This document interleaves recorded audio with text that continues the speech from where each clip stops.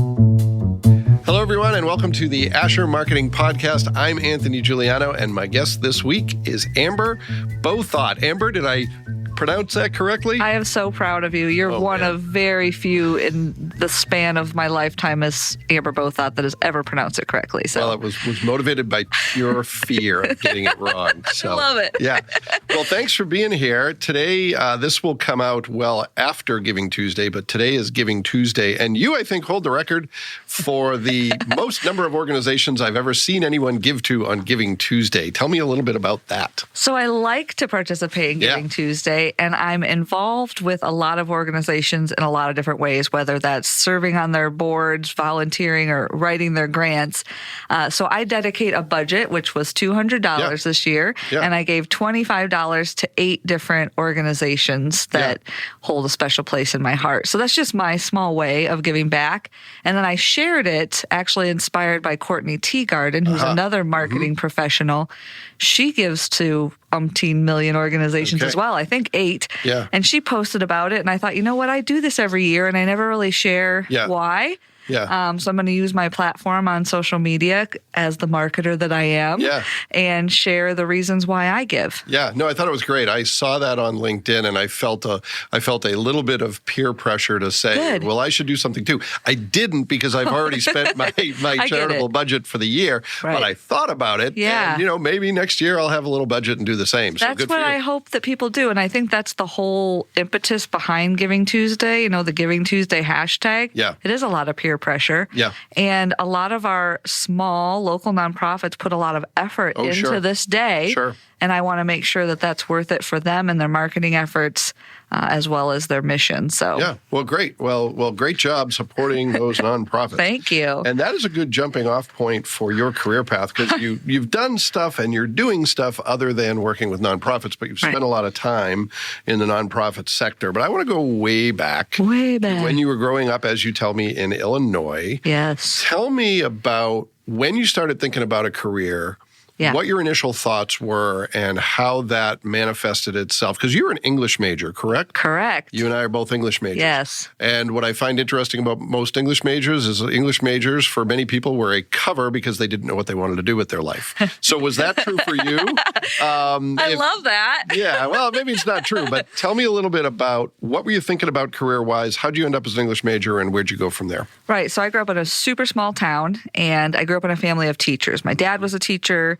Many of his siblings, and then my cousins, his nieces and nephews were teachers. So from a very young age, I was going to be a teacher. I spent a lot of time at school with my dad. After school, I hung out till he was done.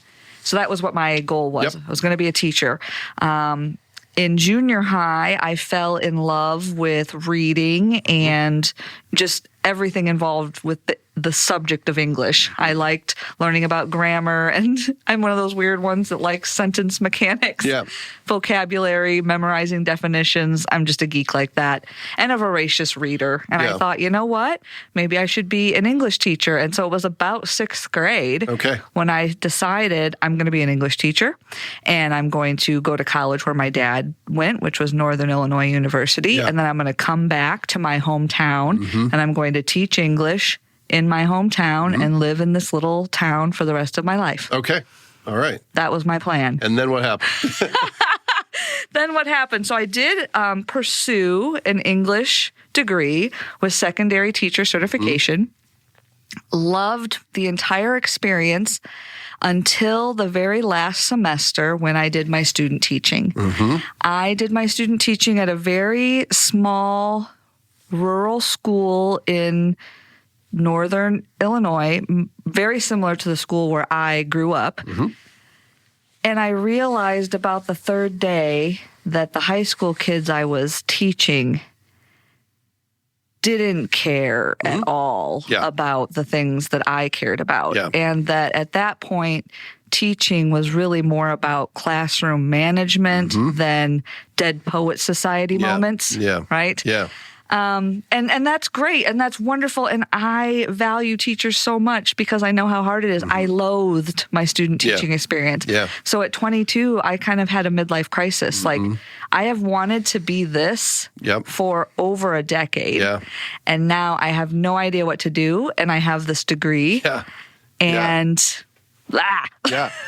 My sister had the same experience. Elementary ed major, did her practicum and was like, I'm done. We'll go do something else. And it was horrible. It was, and she in the same way said, I have even more respect for people who teach. I just can't do it well. 100%. And she went into HR, which is a different kind of elementary education.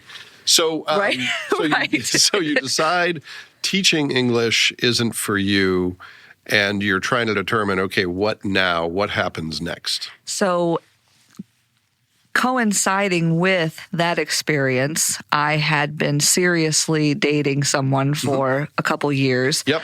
He lived in Fort Wayne, and I was still in Illinois. Okay. And we were doing the long distance thing. So when it came time for graduation, he proposed, and I moved here. Okay. So I left everything I'd ever known. I'd always been in northern Illinois, have a really tight family and childhood friends, and followed a boy here, and we did get married. And I didn't know what I wanted to do when I moved here. So what year is this that you moved to Fort Wayne? 2002. 2002. It's been almost 20 years. Okay, and Fort Wayne is a very different place in 2002. It was horrible. Yeah. I'm sorry. I'm sorry, but it was horrible. Well, I empathize with that because I moved to Northeast Indiana from the Boston area in 94, moved to Fort Wayne proper in 99. Similar time frame then. And it was like dead. Yeah, and I was like, at the time I was like, I have a 1-year-old. I'm not going to be doing anything anyway, which Fort Wayne is great for because there's not much to do. So tell me more about that impression then. The first time I ever drove here, it was the farthest I had ever driven by myself. So you have to consider I'm still kind of a kid, and I was a junior in college, and I just got in my car and drove here to see my then boyfriend. And I remember getting south of Chicago and hopping on 30 thinking, oh, I'm almost there, and seeing a sign that said Fort Wayne 98 and saying, what the? Oh my. So I spent 2 years here on weekends before moving here, and we lived in West Central, which if you're going to live anywhere in Fort Wayne in 2002, West Central is not a half bad place to be, and we hung out at Henry's. That was our place. But I remember very vividly saying to my fiance, you have 5 years to figure out how to get us out of here because this place has nothing for me. Yeah. It was right about that time I picked up a flyer in Henry's that said, want to join a roller derby league? Yeah. And I thought, I've never roller skated, but why not? Yeah, sure. So that started a very interesting multi-year path for me that really engaged me in the community in terms of the nonprofit community. Yeah. The Fort Wayne Derby Girls, which was established after we had our first meeting, gave back to organizations that helped women and children in our community. Yep. It also gave me an opportunity to use some of those communication skills that I had gained in college and became kind of the voice and did a lot of radio interviews. Went on TV, and really that's when I discovered I'm kind of good at this marketing thing, talking about things and promoting things. And so over the course of the 7 years I was involved in roller derby is when I really felt a connection to Fort Wayne and realized this is home. And now here, almost 20 years later, I can't imagine living anywhere else. Sure. So you're doing that sort of as a sideline, as I don't want to say a hobby, but it's a side hustle. Oh, it was a hobby for sure. Yeah. We weren't paid for that. And you're working at Serva initially? Yes. Yeah. So that's what brought my fiance here. He was transferred here when a big investment company bought North American, Global, and Allied. They moved all of the Chicago Allied workers to Fort Wayne. So there was a bunch of Chicago folks here, which were my initial friends when we moved here. And when I moved here in May 2002, right after graduation, I didn't know what I wanted to do. I got a waitressing job for a while just to kind of pass the time while I figured it out. And then my fiance said, why don't you just apply for one of the summer positions at Serva? It's going to pay well. Get your feet wet. And I kind of scoffed at it because I remember my dad saying, I don't want you to move to Fort Wayne and end up sitting behind a computer dispatching trucks. Like he was not So it's super exactly pleased about what that. he described, yeah. So that's exactly what I did. I sat behind a computer for a summer dispatching trucks, and I loved it. I loved the puzzle making of it and the logistics and the filling trailers. And I loved working with the drivers and communicating with them. And I'm really organized and really efficient. So I flourished in that environment. So I worked for Serva for 4 years. Okay. They paid for my master's of business administration in human resources, marketing, and management because I also entertained human resources for a while. I really like people. And then one day I was searching job postings on monster.com, which was about the only job searching thing back in 2006 for someone else, and saw executive editor, Business People magazine. And I thought, what the heck? I'm going to apply. And Dan Copeland, who's the owner of that company, called me and brought me in for an interview. And was really taken aback by my roller derby side because he's more of a conservative. Pretty straight-laced, Pretty conservative. And I think I actually had like a wheel-shaped bruise on my chest during my interview.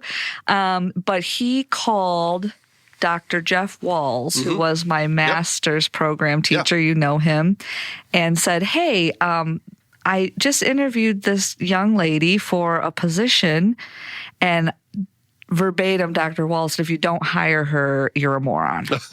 And so Dan called me and hired me. Okay. That solidified me even further into the community because working at that magazine, there was a family of magazines under their umbrella, but I got to meet business leaders, community members all over the spectrum.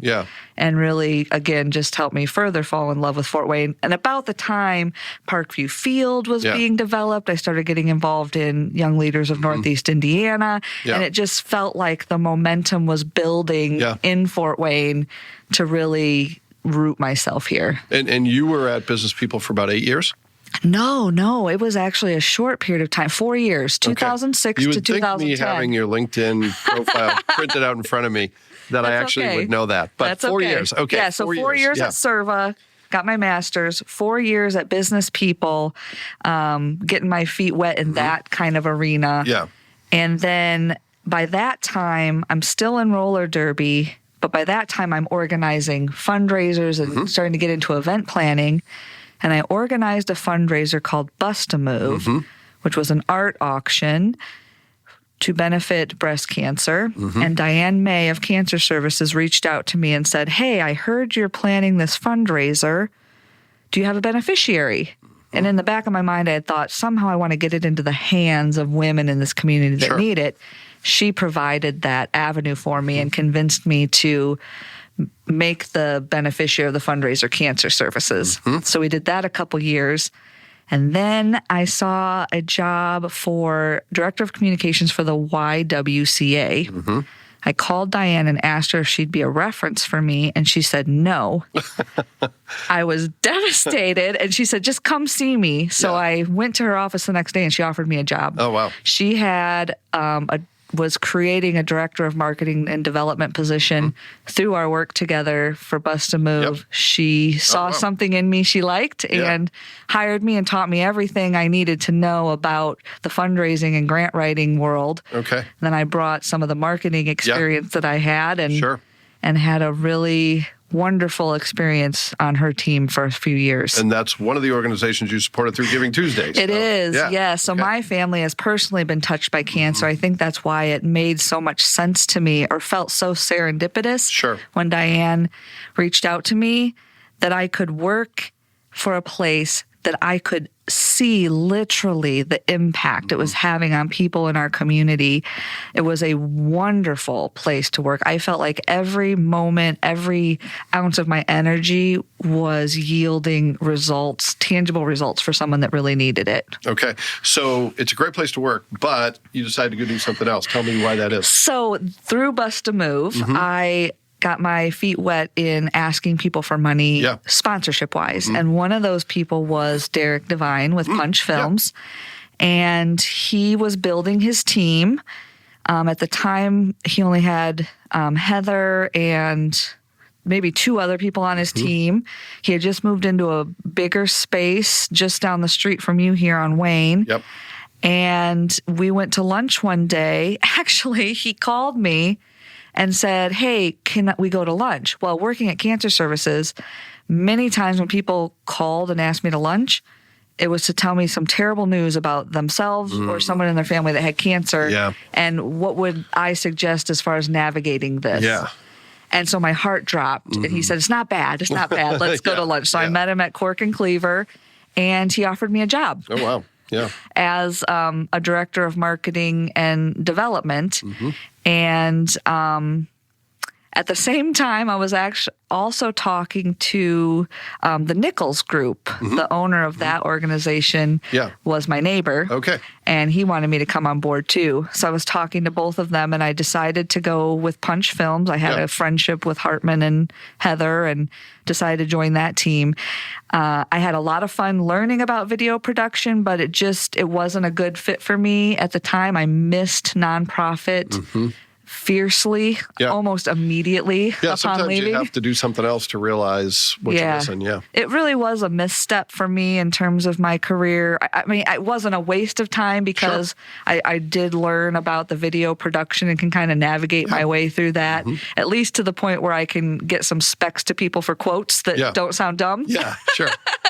So I spent just a year there, and then I was recruited for a job back in nonprofit, which was the executive director of ArtLink, which is a small arts organization downtown.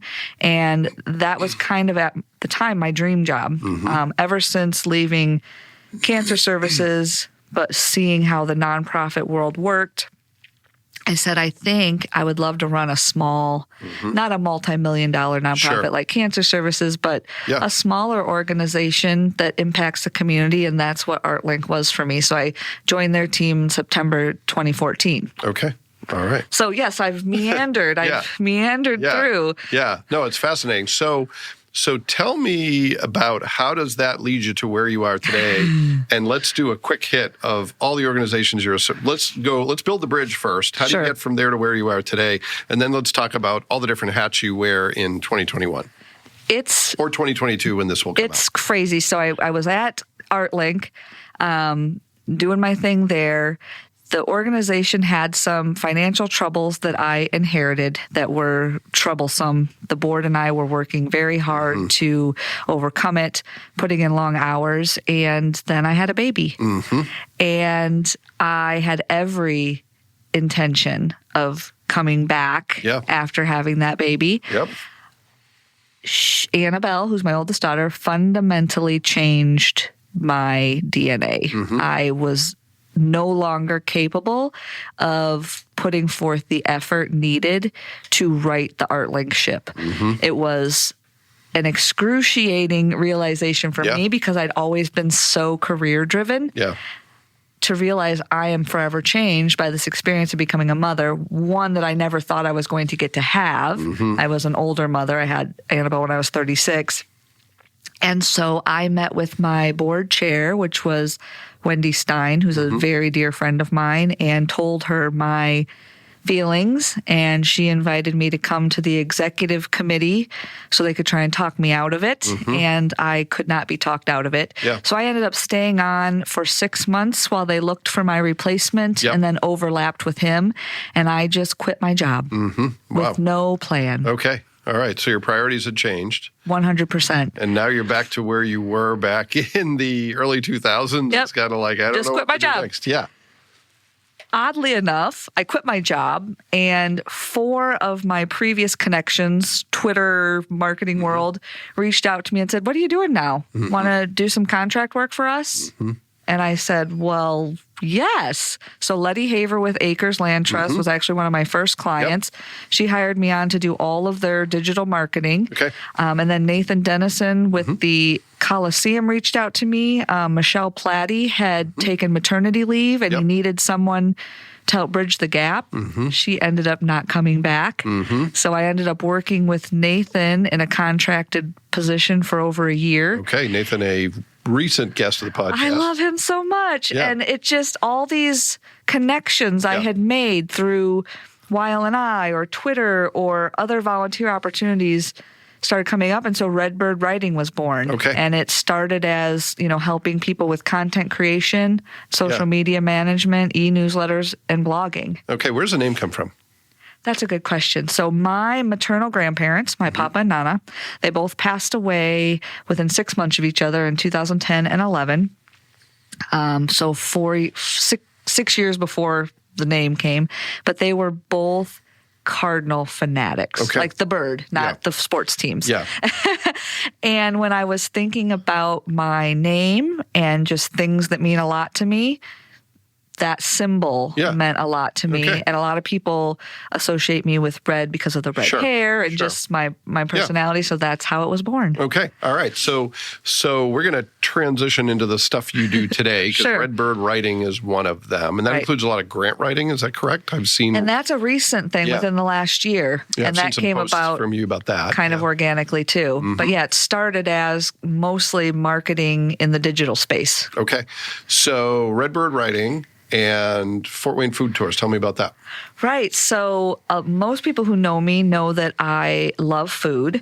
I was the food writer for both What's Up and our local NPR affiliate for many years. Okay. And then I formed a relationship with Randy Harder, who's a Fort Wayne historian. I don't even know how. I met his daughter, Sarah, through Twitter. And then when I was at ArtLink, I did an exhibit on historic Fort Wayne photographs. And at the time, Randy had a collection of historic Fort Wayne postcards, over 2,000 of them, that he let us display at the gallery. Okay. And through conversation with him, come to find out he's writing a history book. Would I help him edit it? Oh, yes, that's what I do. Blah, blah, blah. Long story short, he starts Fort Wayne Food Tours. 3 years into it, decides he just wants to retire. Yeah. Reaches out to me to see if I know anybody interested in it. And I said, me. And I bought it. Ah, there you go. Okay. So in a nutshell, what does Fort Wayne Food Tours do? Yep. So Fort Wayne Food Tours is a seasonal business that runs April through September on Saturday afternoons in downtown Fort Wayne. And it is a walking tour of downtown that includes 4 culinary stops. And then it's a history, arts, and culture tour. Ah, okay. So tell me a little bit about how you choose the restaurants, because if we had gone back to 2002, we would have had about 3 options. There wouldn't be a Fort Wayne Food Tours. Yeah, There'd be no point. Here's Coney Island, here's Double Dragon, end of tour. Yeah. So how do you choose restaurant partners, and what are you looking for in terms of those partnerships? Yes, that's a great question. So Randy had a well-established relationship with several restaurant partners. So when I purchased the business from him at the end of 2019, he had 4 partners for that previous season.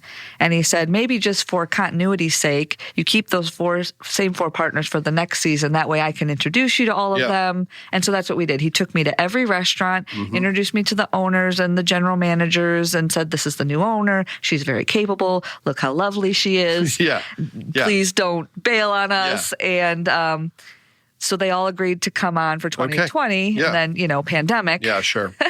So I didn't actually get to have a tour season, my first tour. We started back up again in May 2021. And we have Don Hall's Gas House, Hoppy Gnome, Proxima, and DeBrand were the 4 for this year.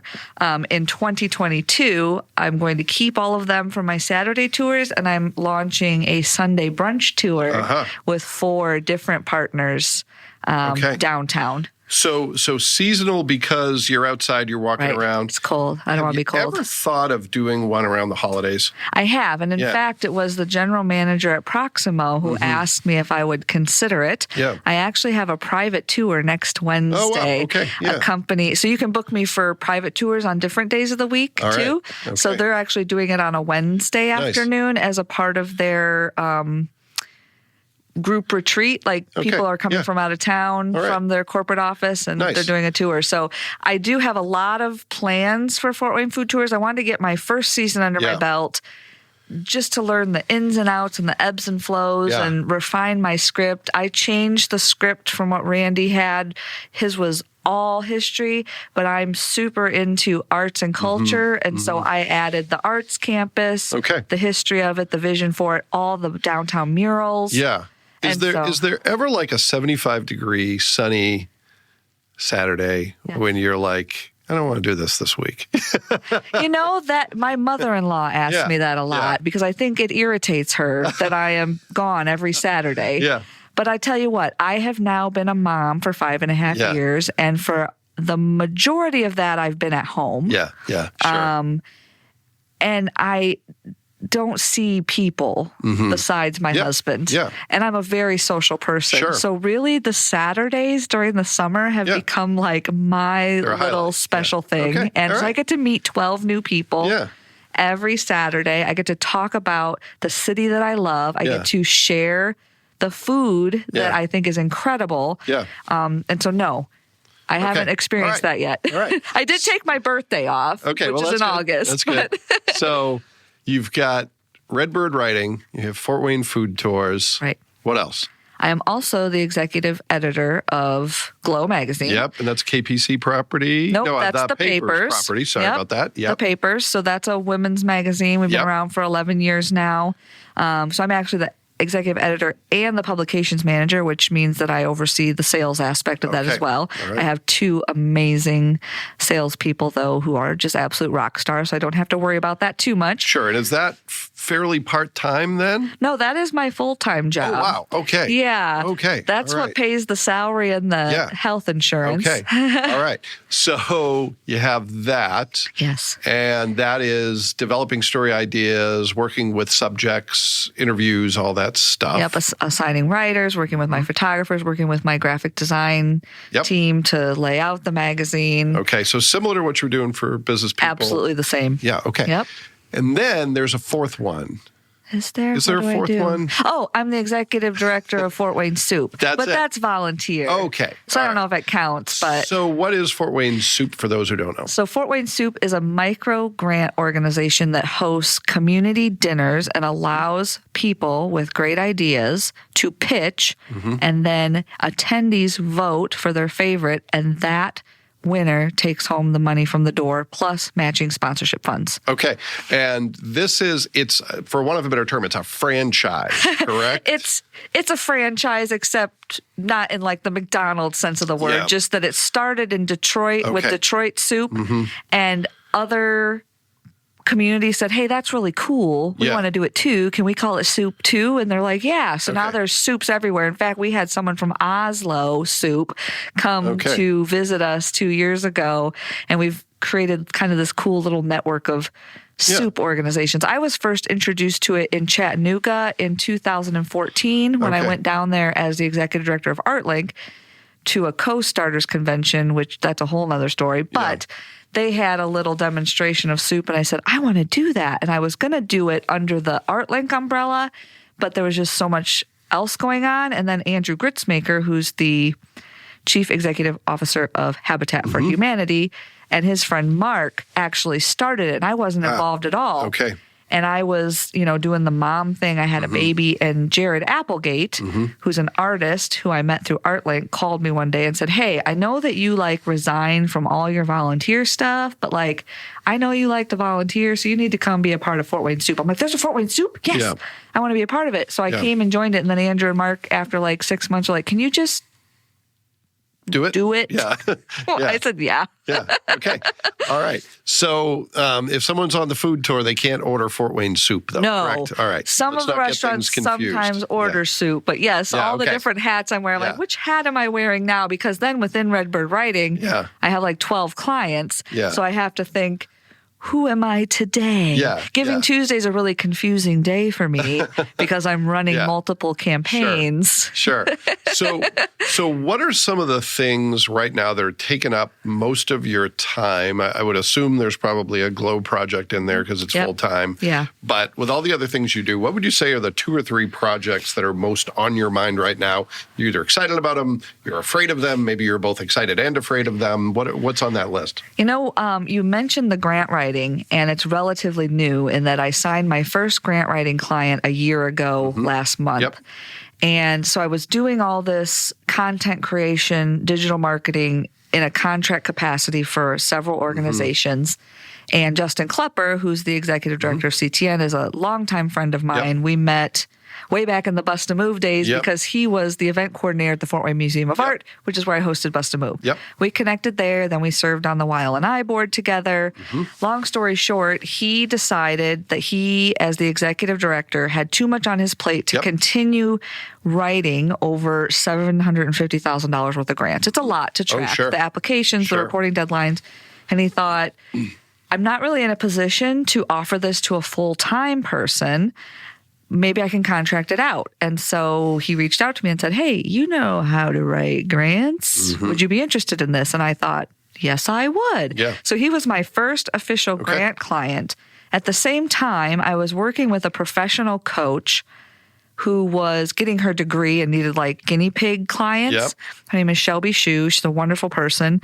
She used to be with the Community Foundation. And we were really focused on Glo stuff for a while. Like, where could I take Glo to the next level? And then I started talking to her about working with Justin. And then Justin referred me to Tommy Carden at the Redemption House, and she came on as a client. And then Justin referred me to another. And pretty soon I had 4 grant clients. And Shelby noticed every time I talked about those projects, my face lit up. And she just pointed it out to me. She said, you know, it seems like you really enjoy that. I said, I do. I'm a really good writer. And I really like grant writing. I love spreadsheets and tracking deadlines and reports and metrics and evaluations. And she said, well, let's make a goal around that.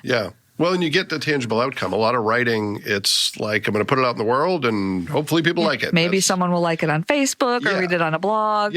But in the case of grant writing, like, here's $250,000. Or not. But or not. Or sorry. But she said, let's make a goal. And so this was December 2021. I said by the end of, no, this was, sorry, I don't know what year it is. What year is it? December 2020, she said, let's make a goal. I said, by the end of 2021, I'd like to be to a point where I might have to decide to go all in. And I got there in July. Oh, wow. Okay. All right. So I've just been trying to decide. Okay. All right. So grant writing is a big piece. What are some of the other things that are taking up your time? I'm really excited about Fort Wayne Food Tours. I had such an amazing time this summer. And just seeing how excited people who have lived here their whole lives would say to me, I didn't know more than half of that stuff that you told me. I had one woman email me afterwards and say, you know, I used to get so annoyed seeing all the focus on downtown and I didn't understand it. And now coming down here and seeing the art and seeing how alive our alleys are, of all places, seeing the restaurants being busy and how they're all so focused on local. And she's like, I can understand now why all of that focus is put here. And that just means so much to me because I have believed in the potential of downtown Fort Wayne for a really long time. And now it's all coming to fruition, and I just get to be a cheerleader for it, which is way cool. So I do have a lot of dreams involved with Fort Wayne Food Tours. I'd love to be able to extend my season, whether that means bundling up or making a vehicle purchase. I also have dreams of expanding to different segments of the city. You know, there are quite a few businesses that are just south of downtown Fort Wayne, and there's a lot of history in the 07 neighborhood, and there's a lot of things I want to do with it.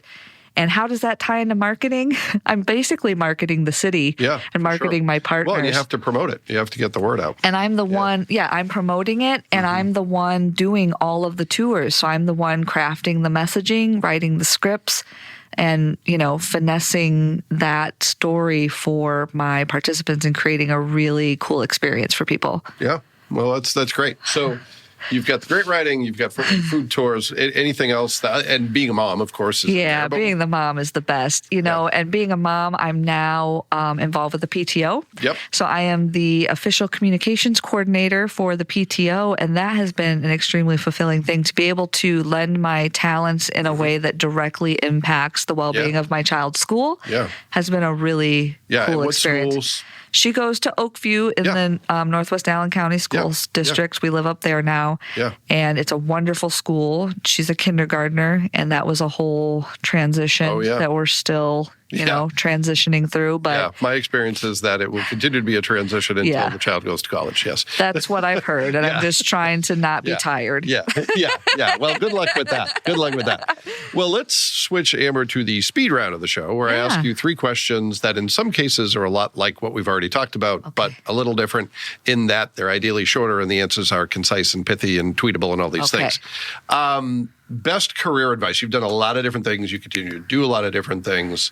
You have worked in different industries. What's the one thing that you would tell people that is most critical to having a successful, fulfilling career? When people ask me this question, it is always volunteer where your passions lie, because that is where you're going to make the most meaningful connections, and you can hone professional skills in that capacity. So I started volunteering very early in Fort Wayne, and I would volunteer my marketing skills or my writing skills. And I got really good at press releases and media relations and things of that nature. And I can, just walking through this career, all of those things materialized because of connections I made through nonprofit work. Yeah, I love that advice, especially for liberal arts majors. Exactly. One of the questions I get asked frequently from college students is, how do you get experience when every job requires experience? Right.